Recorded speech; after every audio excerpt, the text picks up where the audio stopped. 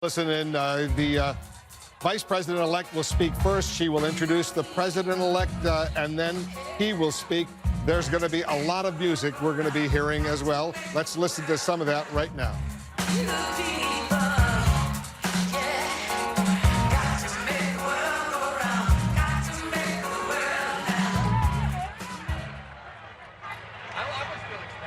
Please welcome the Vice President-elect of the United States of America, Kamala Harris.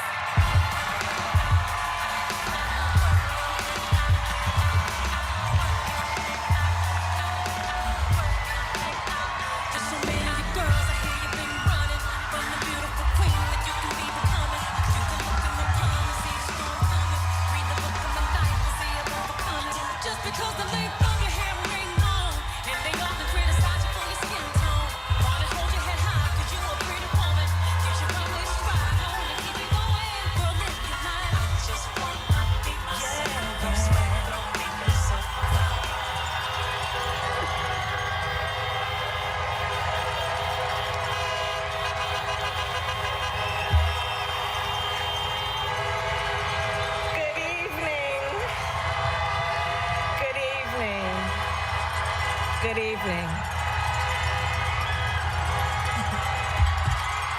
Good evening. Thank you. Thank you. Good evening. So, thank you. Good evening. So, Congressman John Lewis, before his passing, wrote, "Democracy is not a state, it is an act." And what he meant was that America's democracy is not guaranteed. It is only as strong as our willingness to fight for it.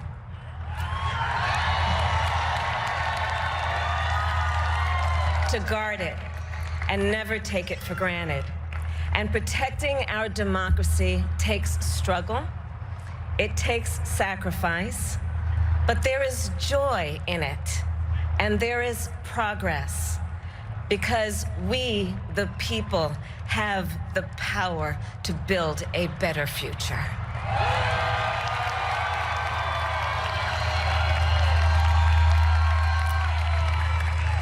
And when our very democracy was on the ballot in this election, with the very soul of America at stake and the world watching, you ushered in a new day for America.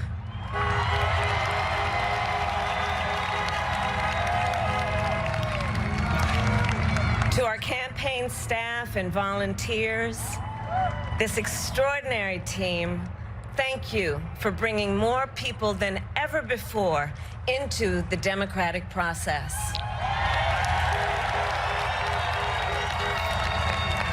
And for making this victory possible.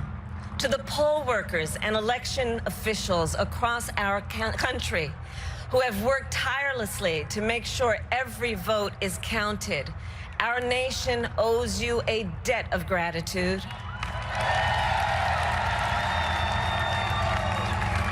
You have protected the integrity of our democracy. And to the American people who make up our beautiful country, thank you for turning out in record numbers to make your voices heard.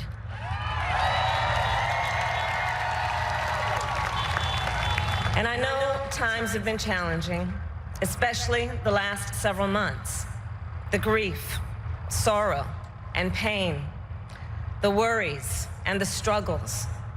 But we have also witnessed your courage, your resilience, and the generosity of your spirit.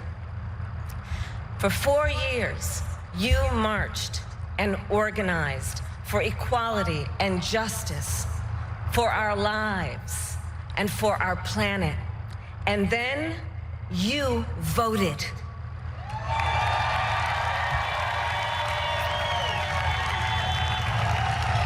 And you delivered a clear message. You chose hope and unity, decency, science, and yes, truth.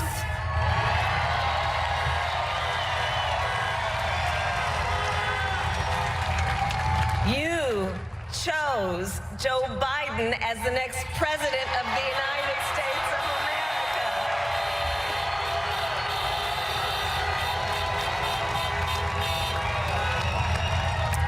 And Joe is a healer, a uniter, a tested and steady hand, a person whose own experience of loss gives him a sense of purpose that will help us as a nation reclaim our own sense of purpose.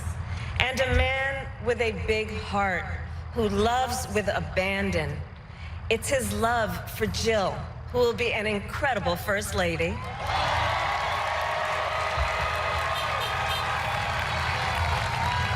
It's his love for Hunter and Ashley and his grandchildren and the entire Biden family.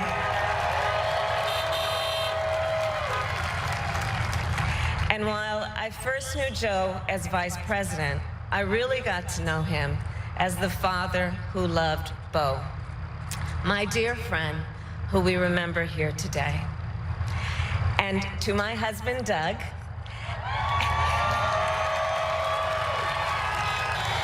and our children, Cole and Ella, and my sister Maya, and our whole family, I love you all more than I can ever express.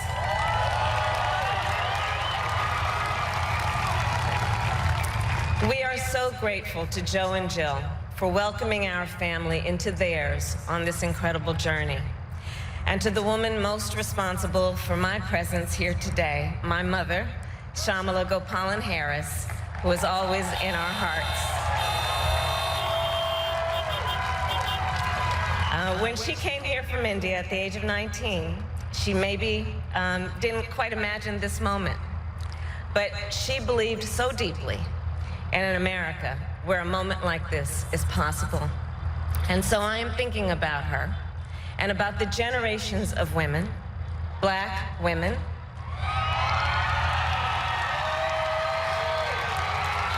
Asian, white, Latina, Native American women, who throughout our nation's history have paved the way for this moment tonight. Women who fought and sacrificed so much for equality and liberty and justice for all, including the Black women who are often, too often, overlooked, but so often prove they are the backbone of our democracy.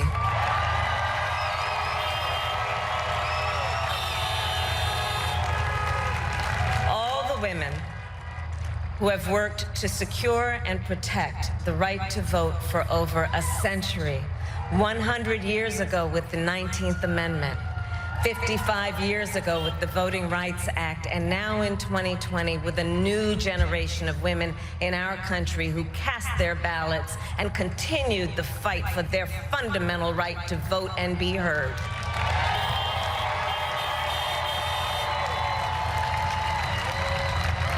Tonight, I reflect on their struggle, their determination, and the strength of their vision to see what can be unburdened by what has been.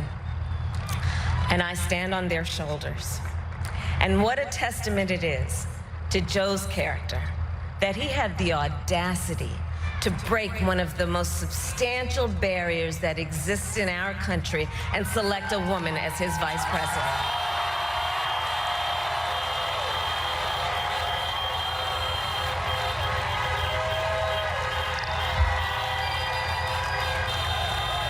But while I may be the first woman in this office, I will not be the last.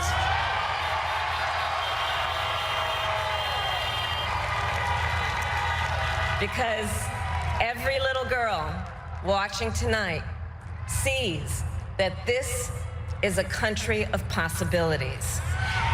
And to the children of our country, regardless of your gender, our country has sent you a clear message. Dream with ambition. Lead with conviction. and see yourselves in a way that others may not, simply because they've never seen it before. But know that we will applaud you every step of the way.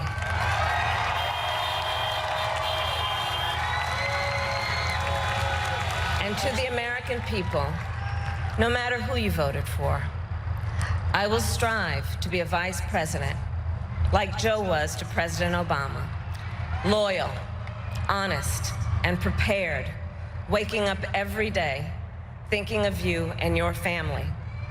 Because now is when the real work begins, the hard work, the necessary work, the good work, the essential work to save lives and beat this epidemic, to rebuild our economy so it works for working system and society, to combat the climate crisis, to unite our country and heal the soul of our nation.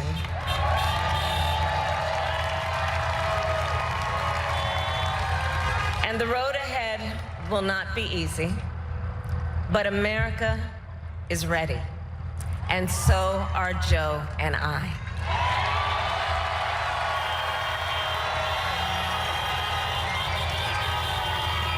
We have elected a president who represents the best in us, a leader the world will respect and our children will look up to, a commander-in-chief who will respect our troops and keep our country safe, and a president for all Americans.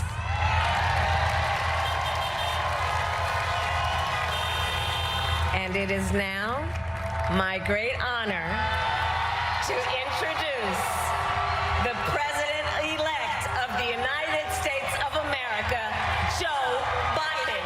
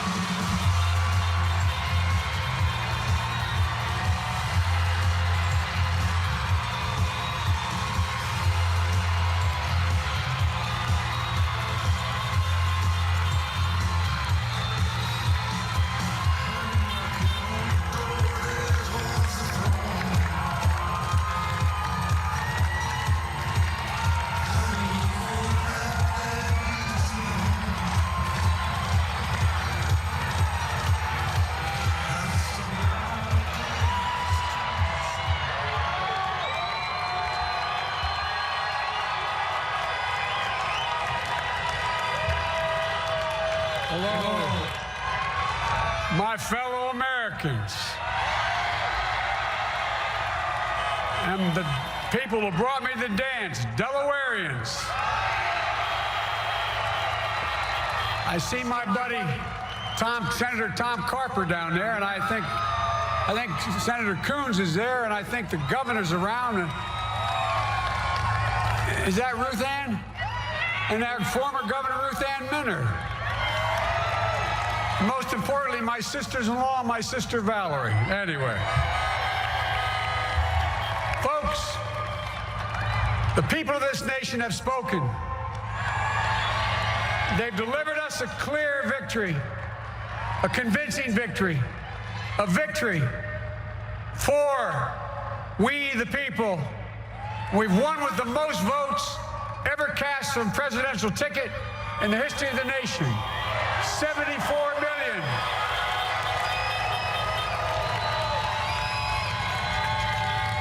What I must admit has surprised me. Tonight, we're seeing all over this nation, all cities and all parts of the country, indeed across the world, an outpouring of joy, of hope, renewed faith in tomorrow, bring a better day.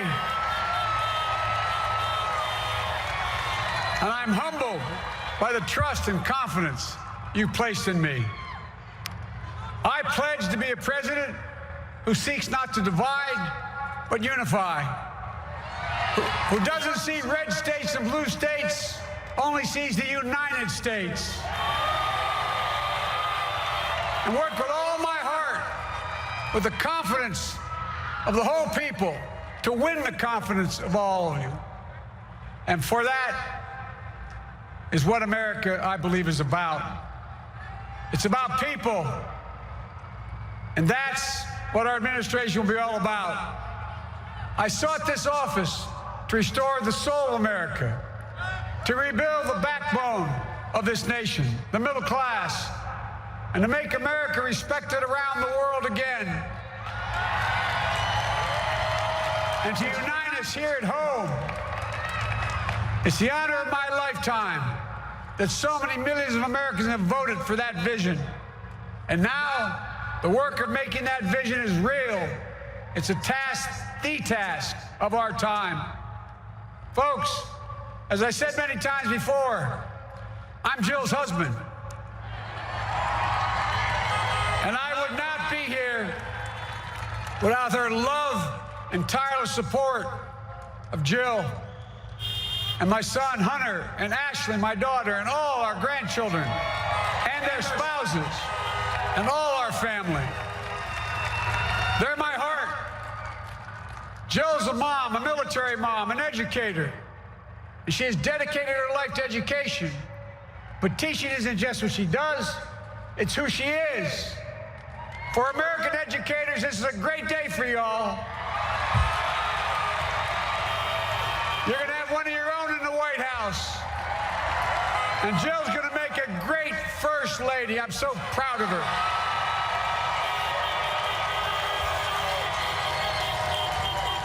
And I'll have the honor of serving with the fantastic Vice President who you just heard from, Kamala Harris, who makes history as the first woman, first black woman, the first woman from South Asian descent, the first daughter of an immigrant ever elected in this country. Don't tell me it's not possible in the United States.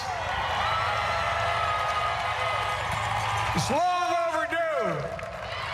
And we're reminded tonight of those who fought so hard for so many years to make this happen. But once again, America's bent the arc of the moral universe more toward justice. Kamala, Doug, like it or not, your family, you become an honorary Biden, there's no way out.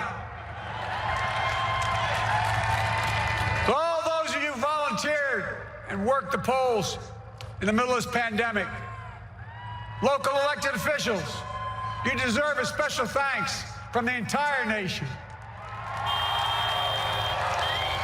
And to my campaign team and all the volunteers, and all who gave so much of themselves to make this moment possible, I owe you. I owe you. I owe you everything. And to all those who supported us, I'm proud of the campaign we built and ran. I'm proud of the coalition we put together, the broadest and most diverse coalition in history. Democrats, Republicans, independents, progressives, moderates, conservatives, young, old, urban, suburban, rural, gay, straight, transgender, white, Latino, Asian, Native American. I mean it, especially those moments, and especially those moments where this campaign was at its lowest ebb. The African-American community stood up again for me. You've always had my back, and I'll have yours.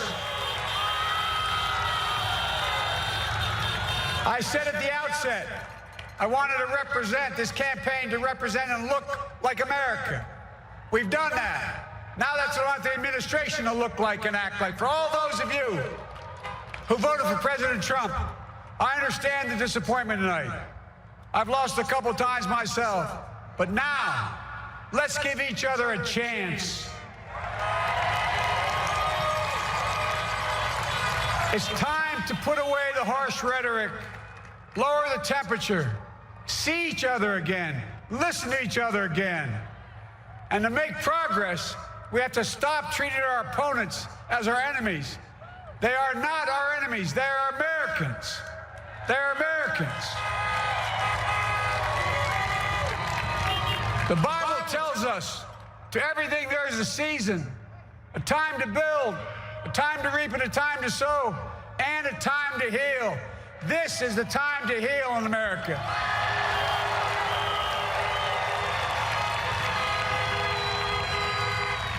this campaign is over, what is the will of the people? What is our mandate? I believe it's this. Americans have called upon us to marshal the forces of decency, the forces of fairness, to marshal the forces of science and the forces of hope in the great battles of our time. The battle to control the virus, the battle to build prosperity, the battle to secure your family's health care, the battle to achieve racial justice and root out systemic racism in this country. By getting climate under control. The battle to restore decency, defend democracy, and give everybody in this country a fair shot. That's all they're asking for, a fair shot. Folks, our work begins with getting COVID under control. We cannot repair the economy, restore our vitality, or relish life's most precious moments, hugging our grandchildren, our children, our birthdays, weddings, graduations, all the moments that matter most to us until we get it under control. On Monday, I will name a group of leading scientists and experts as transition advisors to help take the Biden-Harris COVID plan and convert it into an action blueprint that will start on January the 20th, 2021. That plan will be built on bedrock science. It will be constructed out of compassion, empathy, and concern. I will spare no effort, none, or any commitment to turn around this pandemic. Folks, I'm a proud Democrat, but I will govern as an American president. I'll work as hard for those who didn't vote for me as those who did. Let this grim era of demonization in America begin to end here and now.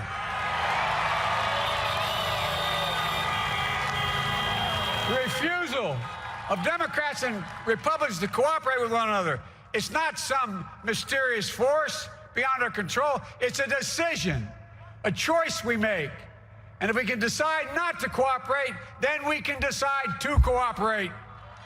And I believe that this is part of the mandate given to us from the American people. They want us to cooperate in their interest. And that's the choice I'll make. And I'll call on Congress, Democrats and Republicans alike, to make that choice with me. The American story is about slow yet steadily widening the opportunities in America. And make no mistake, too many dreams have been deferred for too long.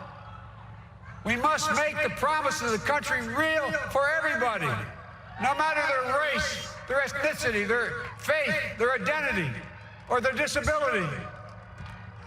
Folks, America has always been shaped by inflection points, by moments in time where we've made hard decisions about who we are and what we want to be. Lincoln in 1860, coming to save the Union. FDR in 1932, promising a beleaguered country a new deal. JFK in 1960, pledging a new frontier. And 12 years ago, when Barack Obama made history, he told us, yes, we can. Well, folks, we stand at an inflection point. We have an opportunity to defeat despair, to build a nation of prosperity and purpose. We can do it. I know we can. I've long talked about the battle for the soul of America. We must restore the soul of America. Our nation is shaped by the constant battle between our better angels and our darkest impulses. And what presidents say in this battle matters. It's time for our better angels to prevail. Tonight, the whole world is watching America. And I believe at our best, America is a beacon for the globe.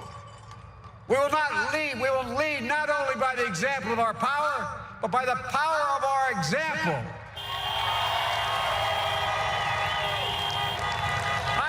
I've always believed, many of you heard me say it, I've always believed we can define America in one word: possibilities.